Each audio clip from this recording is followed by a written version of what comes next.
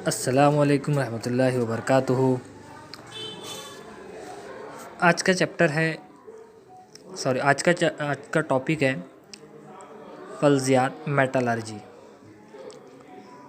देखो, इससे पहले हमने आपको डेफिनेशन बताए थे, अब यहाँ पे और डेफिनेशन दी हुई है। कश धातों से धातों की तहसील और उनकी तख़लीस करके इस्तेमाल के काबिल बनाने के इल्म और तकनीक को फल्सियात कहते हैं, यानी मेटलर्जी कहते हैं।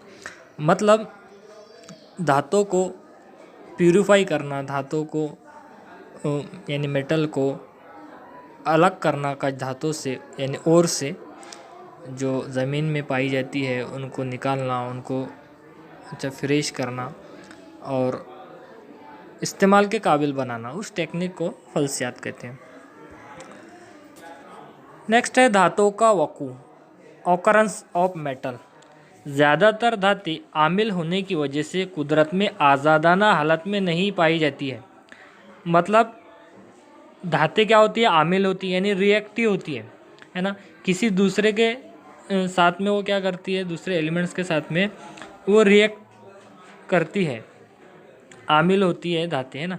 तो वो क्या आज़ादाना हालत में नहीं पाई जाती, मतलब ऐसा फ्री नहीं पाई जाती, वो मिक्सचर के साथ में पाई जाएंगी, मुरक्कब हालत में पाई जाएंगी। मसलन ऑक्साइड, कार्बोनेट, है ना, सल्फाइड और नाइट्राइड इनकी शक्ल में मिलती है। लेकिन जो गैर मुतामिल धातें, जो धातें अमल नहीं करती, जैसा प्लैटिनियम है, सोना है वगैरह, ये क्या होती है, इन पे हवा का, पानी का और दीगर जो कुदरती अवामिल है, जो फैक्टर है, उसका इन पर असर नहीं होता। लेकिन ये क्या हो जाती है, आज़ादान हालत में पाई जाती है। कुदरत में पाए जाने वाले धातुओं के वो मुरक्कबात जिनमें कसाफतें शामिल होती है, मादनियात कहलाती है। यानी मुरक्कब हालत में, मुरक्कबात की हालत में धातुओं के वो मुरक्कबात जिनमें कसाफतें पाई जाती है, मतलब इम्प्योरिटी रहती है उसमें, प्योर फॉर्म में नहीं रहती, इम्प्योरिटी रहती है उसके अंदर, उसमें कुछ मिक्सचर रहेगा, है ना। तो उसको हम मादनियात कहते हैं, उनको मिनरल्स कहते हैं।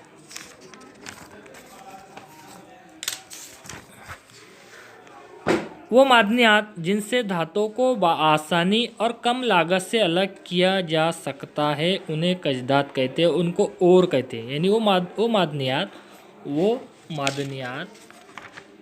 यानी वो मिनरल्स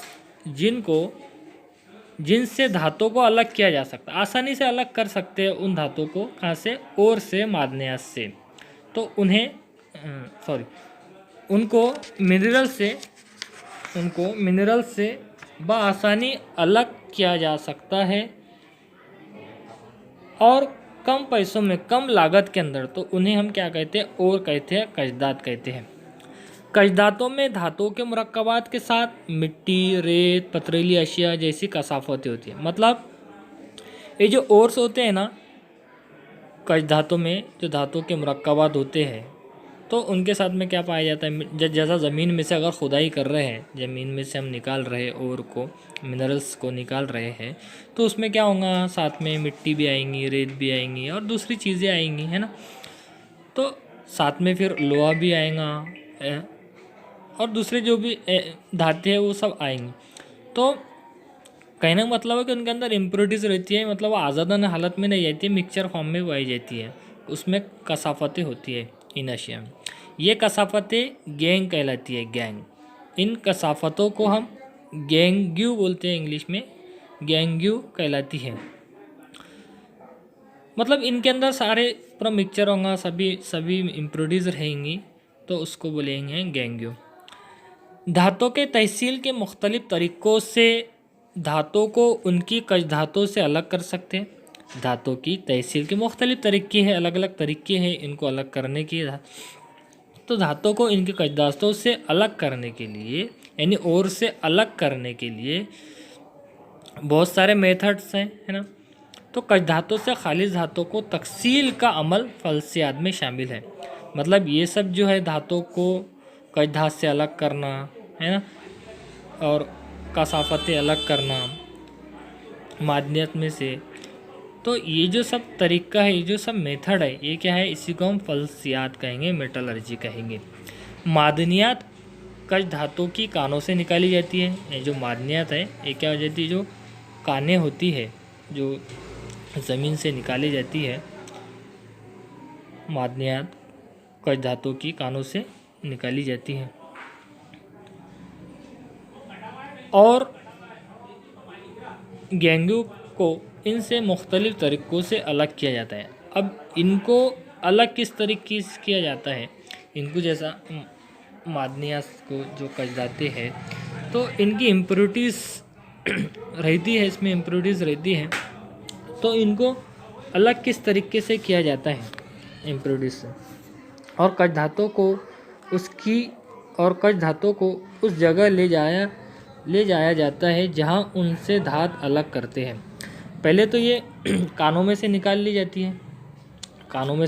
जाती है, उसके बाद में जो बड़े बड़े फैक्ट्रीज़ होते हैं, कारखाने होते हैं, वहाँ पे ले जाया जाता है, और वहाँ से क्या होता है, कश धातु को ले जाने के बाद में वहाँ से धातु को अलग करते हैं, वहाँ पे उनको प्यूरीफाई किया जाता है और उन्हें तख़लीस के अमल के बाद खालिस हालत में हासिल करते हैं।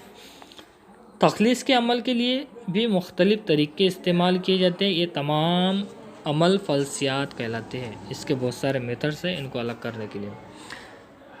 तो फ़ल्सकारी के बुनियादी उसूल। अब कोई भी चीज़ का एक उसूल होता है, प्रिंसिपल होता है, तो यहाँ पर दिया हुआ है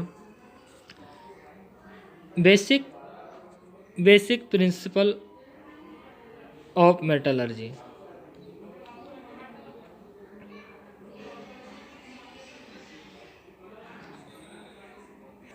तो इसमें पहला दिया हुआ है कुछ धातु से खालिस धात की तहसील के मराइल दर्ज झैल है। तो इसमें पहला दिया हुआ है कश धातु का इर्तिकास, कॉन्सन्ट्रेशन ऑफ ओर्स।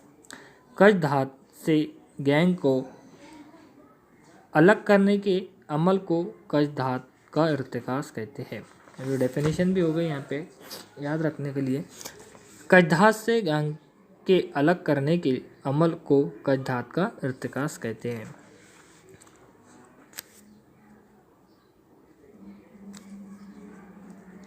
मतलब और से जो इम्प्योरिटीज़ है उनको अलग करने के अमल को कश धात का इर्तिकास कहते हैं, कॉन्सन्ट्रेशन ऑफ ओर कहते हैं। इस अमल से मतलूबा धात के मुरक्कब का इर्तिकास बढ़ जाता है। इस अमल से मतलूबा जो धात है उसका मुरक्कब, उसका इर्तिकास, कॉन्सन्ट्रेशन बढ़ जाता है। इस मकसद के लिए मुख्तलिफ़ तरीक़े इस्तेमाल किए जाते हैं। इस मकसद के लिए क्या है, अलग अलग तरीक़े इस्तेमाल किए जाते हैं, लेकिन सही तरीक़ा किस तरह मुंतखब किया जाए, ये कश धात में जो मौजूद मतलूबा धात की तबई खुसूसियात और कश धात में मौजूद गांग पर मुनस्सिर होता है। अब सही तरीक़ा कौन सा है, उसके लिए अपन कौन सा तरीक़ा इस्तेमाल करेंगे, तो वो किस पर डिपेंड होता है कि कश धातु में मौजूद धात की तबई खुसूसियात, जो उसकी तबई खुसूसियात है, धात की फ़िज़िकल प्रॉपर्टीज़ है, उस पर डिपेंड किया जाता है ना, उस पर डिपेंड होता है। और कश धात में मौजूद गैंग पर मुनस्सिर होता है, जो गैंगू होता है उस पर मुनस्सिर होता है। कौन सा तरीक़ा इस्तेमाल किया जाए, ये धात की तामुली सलाहियत और तख़लीस के लिए हासिल होने वाली सहूलियतों पर भी मुनस्सिर होता है। मतलब ये जो धात की तामुली सलाहियत है, जो मेटल की रिएक्टिविटी है, उस पर भी डिपेंड करता है, और किस तरीके से आसानी से सहूलत हो इनको सेपरेशन करने के लिए, उस पर भी डिपेंड करता है। इसमें वो अवामिल भी शामिल है जिनका माहौलियाती आलूदगी से ताल्लुक़ है।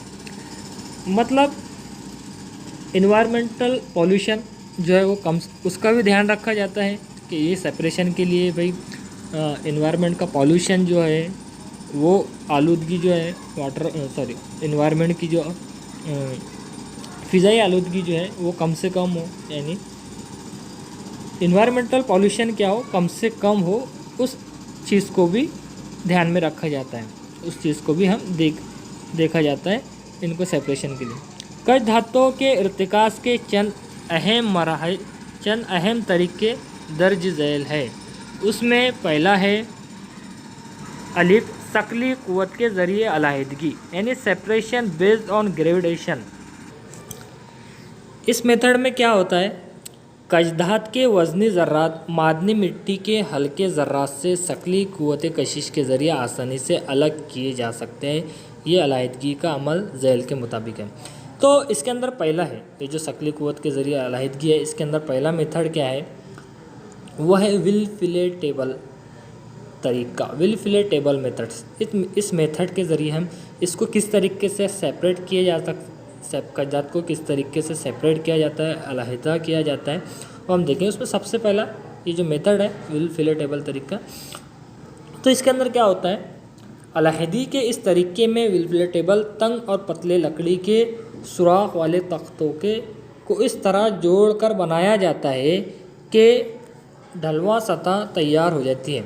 मतलब एक जैसा एक छन्नी टाइप में बनाई जाती है लकड़ी, जो पतली लकड़ी के ज़रिए से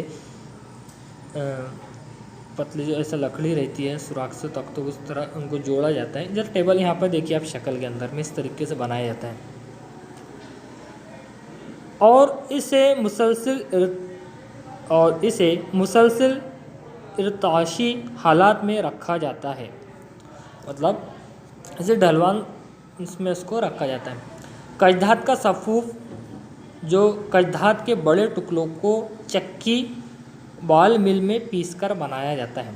मतलब बड़े बड़े जो ऐसे ढीले होते हैं कजदात के, तो उनको क्या किया जाता है, पहले तो पीस लिया जाता है एक चक्की में, बॉल मिल के अंदर क्या किया जाता है, उनको पीस लिया गया जाता है, ऐसा पाउडर बनाया जाता है, सफ़ूफ बनाया जाता है। तो इस टेबल पर डाला जाता है। ये जो टेबल है, ये जो नज़र आ रहा है आपको, इस टेबल पे नज़र ऊपर देखो, ऐसे ऊपर 3 प्लेट नज़र आ रही है, उसके अंदर से उसको इस पे टेबल पे छोड़ा जाता है। और ऊपर देखो एक पाइप लगा हुआ दिख रहा है, फुवारा जिसको बोलेंगे पानी का। तो उसके जो कजदात का सफ़ूफ उस पर डालते हैं, तो उसके ऊपर है ना पानी ऐसा फुवारा छोड़ते हैं, फुवारा उसके ऊपर छोड़ते हैं पानी का। तो उससे क्या होता है, पानी की धार ऊपरी हिस्से से छोड़ी जाती है, जिसके नतीजे में गांग के हल्के ज़र्रात पानी के साथ बहकर निकल जाते हैं। वो जो गैंग होता है इसके अंदर जो इम्प्योरिटीज़ होती है, तो क्या होता है, वो पानी के साथ बह जाते हैं। और जो भारी ज़र्रात हैं जिनमें कजदात ज़्यादा तनासुब में होती है, जिसमें और ज़्यादा होता है, कजदात ज़्यादा तनासुब में होती है, वो क्या होंगी, भारी होंगी, है ना। तो भारी ज़र्रात क्या है, वो एक साइड में आ जाएंगे। और जो हल्के ज़र्रात जो रहते हैं, जो हल्के ज़र्रात होते हैं गैंग के, वो क्या हो जाते हैं, वो पानी के ज़रिए वो बाहर निकल जाते हैं। लकड़ी के शगाफ़ों में रुक जाते हैं, यानी जो कजदात मतलब जो भारी ज़र्रात है जिनमें कजदात ज़्यादा तनासुब में होती है, वो लकड़ी के शगाफ़ों में रुक जाते हैं और वहाँ जमा कर लिए जाते हैं। ये क्या हुआ, बहुत ही सिंपल मेथड है, बहुत ही इजी मेथड है। देखो एक बार और समझा देते हैं। इस मेथड में क्या होता है, विल फिलेटेबल मेथड के अंदर इस तरीके से एक लकड़ी से बना हुआ, जो पतली लकड़ी से बना हुआ ऐसा टेबल होता है, और ऊपर ऐसे प्लेट्स होते हैं। प्लेट्स में क्या होता है, कजदात का सफ़ूफ छोड़ा जाता है और पानी के फुवारे उस पर छोड़े जाते हैं। तो उसके अंदर जो कजदात है, ये जो कजदात है, कजदात में क्या होता है, हल्के ज़र्रात भी रहते हैं और भारी ज़र्रात भी रहते हैं। जो हल्के ज़र्रात होते हैं उनके अंदर क्या होता है, वो जो होते हैं पानी के ज़रिए क्या हो जाते हैं, वो बाहर हो जाए। उसके अंदर गैंग जो होता है, गैंग का जो हल्के ज़र्रात है वो क्या होते हैं, इस प्लेट पे आते हैं और प्लेट के ऊपर आते आते ऐसा मतलब ये हिलता है। ऐसा एक आपने देखा होगा सिंपल एक मेथड, उसके जैसा मतलब आपका एक कंस्ट्रक्शन, बड़ा जो कंस्ट्रक्शन शुरू रहता है, तो वहाँ पर क्या होता है, ऐसी रेत छानने की अभी मशीन आई है, रेत छानती है उससे। तो वो क्या होता है, ऐसा हिलता है, ऐसा वाइब्रेट होता है। तो वाइब्रेट होने की वजह से क्या होता है, इसके जो हल्के जो पार्टिकल्स हैं, हल्के जो ज़र्रात है गैंग के, तो वो पानी के ज़रिए क्या हो जाते हैं, वो बाहर फेंके जाते हैं। और जो भारी ज़र्रात है वो एक साइड में, इस साइड में जो ऐसा आपको ये मुर्तकिज़ अजदाद जहाँ दिख रहा है, तो इस साइड में एक साइड में आ जाते हैं और हमको मुर्तकिज़ अजदाद यानी कॉन्सेंट्रेट और हमको हासिल होता है। उसके बाद नेक्स्ट मेथड है आबी कुव्वत के ज़रिए अलहदगी का तरीका, यानी हाइड्रोलिक सेपरेशन मेथड। इसमें क्या होता है, आबी मतलब पानी के ज़रिए ना, पानी के ज़रिए सेपरेशन। आबी कुव्वत के ज़रिए अलहदगी का तरीका चक्की के तर्ज का होता है, मतलब चक्की जो होती है ना, तो उस तरीके से होता है। बहुत ही सिंपल मेथड है, बहुत ही आसान है। इसमें क्या होता है, इसमें चक्की में इस्तेमाल होने वाले बर्तन की तरह एक मखरूती बर्तन होता है। चक्की देखा ना आपने, चक्की के जैसा ऐसा टब, बड़ा सा टब होता है, जिस तरीके से जहाँ गेहूँ आटा जो पीसा जाता है, गेहूँ जहाँ पीसा जाता है, तो उस तरीके से एक चक्की, उस तरीके से एक बर्तन है तो बड़ा सा। ये एक टंकी में खुलता है जो नीचे की जानिब मखरूती होती है, मतलब ऐसी मखरूत होती है, 3 कोनी होती है। इस टंकी में ऊपर की जानिब पानी के लिए खारिज नकासी नली और नीचे की जानिब से पानी के दाखिल करने की दाखिली नकासी नली होती है। तो इसमें क्या होता है, मतलब देखो एक बड़ा सा टैंक टाइप में रहेगा, मखरूत रहेगा, मखरूती टाइप में रहेगा। तो ऊपर से में जो कजदात का सफ़ूप है, जो पीस के लाया जाता है, पीसा जाता है कजदात का, तो उसके अंदर छोड़ा जाता है। और नीचे से देखो जो पानी है ना, पानी का इनलेट है, यहाँ से पानी छोड़ा जाता है ऊपर, और ऊपर से क्या हो जाता है, कजदात छोड़ी जाती है। तो इसमें क्या होता है, जो पार्टिकल्स हैं, जो गेहूं के पार्टिकल्स हैं, वो क्या हो जाते हैं, जो हल्के होने की वजह से क्या हो जाता है, वो ऊपर आने लगते हैं, ऊपर आते हैं। और ऊपर देखो ऐसा यहाँ पे दिख रहा है, देखो आउटलेट, एक गेहूं जो है वो हल्के होने की वजह से वो क्या हो जाता है, पानी के साथ बह जाते हैं, बाहर आ जाते हैं। और जो भारी पार्टिकल्स होते हैं कजदात के, वो क्या हो जाते हैं, नीचे बढ़ जाते हैं, नीचे आ जाते हैं। और फिर वो जो नीचे देखो आप यहाँ देख रहे हैं ब्राउन कलर का जो एक आउटलेट है, तो उसके अंदर से क्या हो जाता है, हमको कजदात के पार्टिकल्स यानी कॉन्सनट्रेट और यानी मुर्तकिज़ कजदात हमको हासिल होता है। यहाँ पर लिखा हुआ भी वही है। इंतही बारीक पीसी हुई कजदात टंकी में डाली जाती है, पानी की तेज़दार टंकी के निचले हिस्से से दाखिल की जाती है।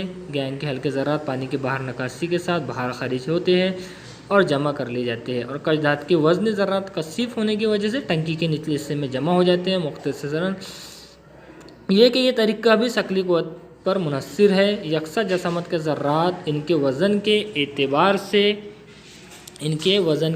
से पानी से अलग कर लिए जाते हैं। इसके बाद है मैग्नेटिसी अलहदगी का तरीका, यानी मैग्नेटिक सेपरेशन मेथड। इस तरीके में क्या होता है, इस तरीके में बरकी मैग्नेटिसी मशीन की ज़रूरत होती है। ये जो तरीका है इसमें बरकी मैग्नेटिसी मशीन होती है। तो इसमें इस मशीन के 2 ख़ास हिस्से होते हैं, 2 लोहे के पहिए रोलर होते हैं और इन पर मुसलसिल घूमता हुआ पट्टा यानी बेल्ट होता है। एक पहिया बरक मैग्नेटिसी का होता है और दूसरा गैर मैग्नेटिसी होता है। पहिए पर घूमने वाला पट्टा चमड़े या पीतल यानी गैर मैग्नेटिसी होगा, उसके अंदर वो मैग्नेटिस नहीं होगा, एक तो चमड़े का होगा या पीतल का होगा। घूमते हुए इस पट्टे का सिरा गैर मैग्नेटिसी पहिए की जानिब होता है। इस सिरे पर बारीक किया हुआ कजदात का सफ़ूफ डाला जाता है। मैग्नेटिसी पहिए के नीचे 2 बर्तन रखे जाते हैं। कजदात के गैर मैग्नेटिसी ज़रात के मैग्नेटिसी पहिए के तरफ कशिश नहीं होती है, इसलिए वो पट्टे के पर से गुज़रते हुए उस बर्तन में गिरते हैं जो मैग्नेटिसी पहिए से दूर है। इसी वक्त कजदात के मैग्नेटिसी ज़रात मैग्नेटिसी पहिए से चिपक जाते हैं और इस बर्तन में जमा होते हैं जो मैग्नेटिसी पहिए से नज़दीक होते हैं। अब देखो बहुत ही सिंपल तरीका है, बहुत आसान तरीका है ये। यहाँ पर क्या होता है, एक जैसा मखरूती जो अभी देखे ना मखरूती टैंक होता है, इस मशीन में क्या होता है, चक्की जैसा जो ऊपर का मखरूती हिस्सा होता है वो होता है, उसमें क्या किया जाता है, कजदात का सफूक जाए, यानी जो पीसा जाता है, पीस के जो लाया जाता है, तो उसके अंदर उसको डाला जाता है। अब इस मशीन में क्या हो जाता है, दो पहिए होते हैं। पहला पहिया क्या रहता है, मैग्नेटिक रहता है। मैग्नेटिक मतलब लोहा चुंबक का होता है, उसके ऊपर क्या होगा, वो चिपकती है, वहाँ पे कजदात, वहाँ पे जो मेटल्स है वो चिपकेंगे। और दूसरा ऐसा है गैर मैग्नेटिक से, उसके ऊपर कुछ नहीं चिपकेगा। तो ये क्या होता है, घूमते हैं। एक ये जो पहिए है ना, एक पहिए में कहीं से भी तो ऐसा उधर मशीन होंगी, वो मशीन से वो पहियों को घुमाया जाता है। तो इसमें क्या होता है, अब जैसे ही ये जो कजदात ये पट्टे पर आएंगी, तो पहला क्या है, ये मैग्नेटिसी हिस्सा है, मैग्नेटिसी पहिया है। तो मैग्नेटिसी पहिए पे जो मेटल्स है उसके ऊपर चिपक जाएंगे, जो चिपकने वाले मेटल्स है ये उसके ऊपर चिपकेंगे, तो वो इस बर्तन में, पहले बर्तन में आ जाएंगे, है ना। फिर जो गैर मैग्नेटिसी जूस है, जो इसके ऊपर नहीं चिपकेंगे, वो एक साइड में आ जाएंगे। तो इस तरीके से ये प्रोसेस होता है, बहुत सिंपल है। तो इसमें कौन से कजदात अलग किया जाता है, कौन से मेटल, तो इस तरह से कजदात से मैग्नेटिसी और गैर मैग्नेटिसी ज़रात अलहदा कर लिए जाते हैं। मसलन एग्जाम्पल के तौर पे केस्टराइज टिन के कजदात हैं। अब यहाँ पर जो मेथड यूज़ किया जा रहा है, किसके लिए किया जा रहा, टिन कजदात के लिए किया जा रहा है। तो मसला केस्टराइड टिन के कजदात है, इसमें गैर मैग्नेटिसी जूस है, इसमें कहूँगा स्टीन ऑक्साइड SnO2 और मैग्नेटिसी फेरस टंगस्टेट यानी FeWO4 इसका फार्मूला होता है, जिन्हें बरकी मैग्नेटिसी तरीके से हम बआसानी अलग कर सकते हैं। इस मेथड के ज़रिए, यानी मैग्नेटिसी अलहदगी के ज़रिए हम इनको अलग कर सकते हैं। ठीक है, इसके आगे इंशाल्लाह अगले वीडियो में देखेंगे।